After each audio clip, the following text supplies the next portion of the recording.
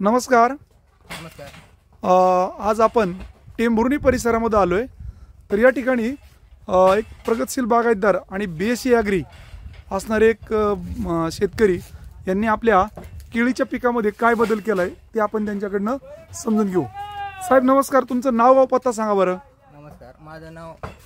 माझं नाव सागर रमेश पाटील. हां. माझं गाव आलेगाव आहे, तालुका माडा, जिल्हा सोलापूर. हां. तर मी पहिल्यांदा हे केरन कंपनीचं बॉस ऑरिकेन हे ऊसासाठी वापरलं होतं. हां. त्याचा अनुभव घेऊन मी 15 एकर प्लॉट आहे माझा केळीचा.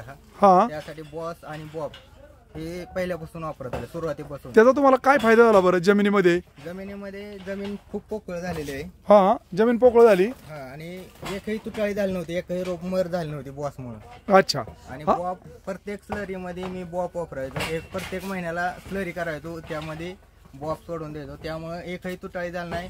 आणि लेंथ मध्ये घडामध्ये खूप फरक आहे. आज आपण पाहिलं गड नाही का, गड 35+ भरतोय.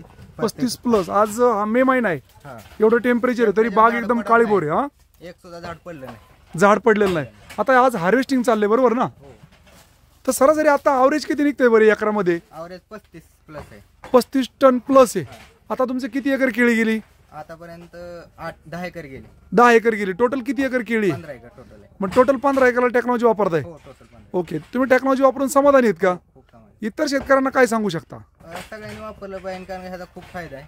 ओके. रान तर चांगलं होतंय. हां. खूप फायदा.